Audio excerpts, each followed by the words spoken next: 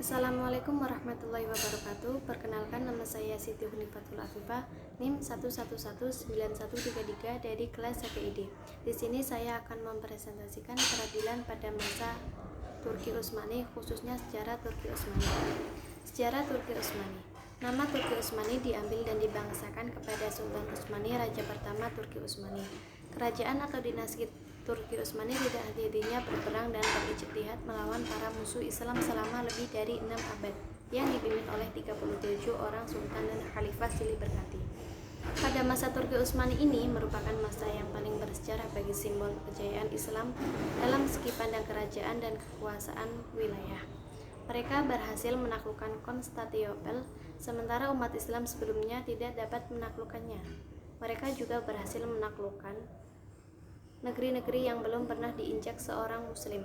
Berbagai penaklukan membentang kejantungan Eropa mereka menaklukkan Yunani, Yugoslavia, Bulgaria, Rumania, Magyar, Pisaria, Bukaria, dan Siprus.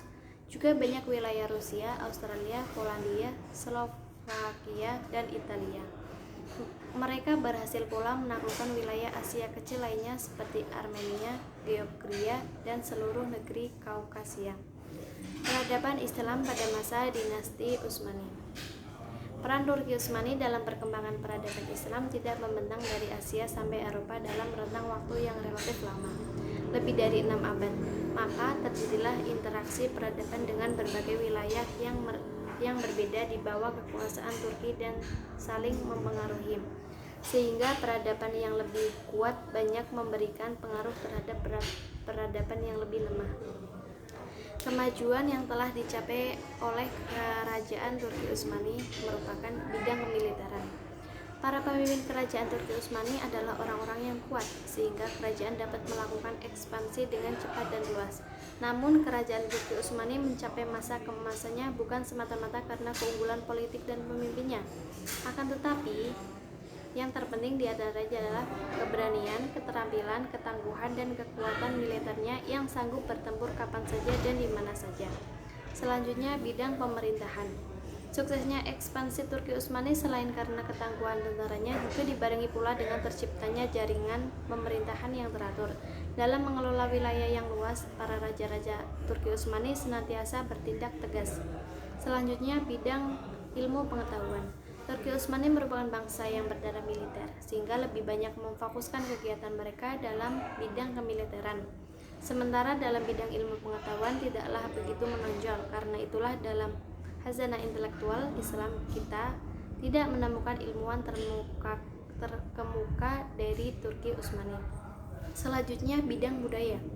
Pengaruh dari ekspansi wilayah Turki Utsmani yang sangat luas, sehingga kebudayaan merupakan perpaduan macam-macam kebudayaan, diantaranya adalah kebudayaan Persia, Bizantium, dan Arab. Bidang keagamaan. Agama dalam tradisi masyarakat Turki Utsmani mempunyai peranan besar dalam bidang sosial dan politik. Masyarakat digolongkan berdasarkan agama dan kerajaan sendiri sangat terikat dengan syariat, sehingga fatwa ulama menjadi hukum yang berlaku. Faktor-faktor internal. Buruknya sistem pemerintahan, hilangnya keadilan, banyaknya korupsi, meningkatnya kriminalitas, heterogenitas penduduk dan agama, kehidupan istimewa yang bermegah-megahan, merosotnya perekonomian negara akibat peperangan yang dalam sebagian besar peperangan kerajaan Utsmani mengalami kekalahan. Faktor-faktor eksternal. Munculnya gerakan nasionalisme bangsa-bangsa yang tanduk kepada kerajaan Turki Utsmani saat berkuasa akhirnya menyadari kelemahan kerajaan ini. Mereka bangkit dan melawannya. Terjadilah kemajuan teknologi di wilayah barat, khususnya dalam bidang persenjataan. Dalam hal ini, kerajaan Turki Utsmani senantiasa mengalami kekalahan. Mereka juga menggunakan senjata tradisional, sedangkan wilayah barat seperti Eropa sudah menggunakan senjata yang lebih maju dan canggih. Ragam faktor yang menyebabkan kehancuran kerajaan Turki Utsmani itu berawal dari orang-orang Arab yang menghadapi orang-orang Turi Utsmani. Mereka berada dalam dilema, yakni di sisi lain ingin menghormati Turki Utsmani sebagai cerminan persatuan kaum muslimin. Tetapi di sisi lain mereka mempunyai landasan berpikir ingin memerdekakan diri dari kerajaan itu sendiri. Sekian dan terima kasih. Wassalamualaikum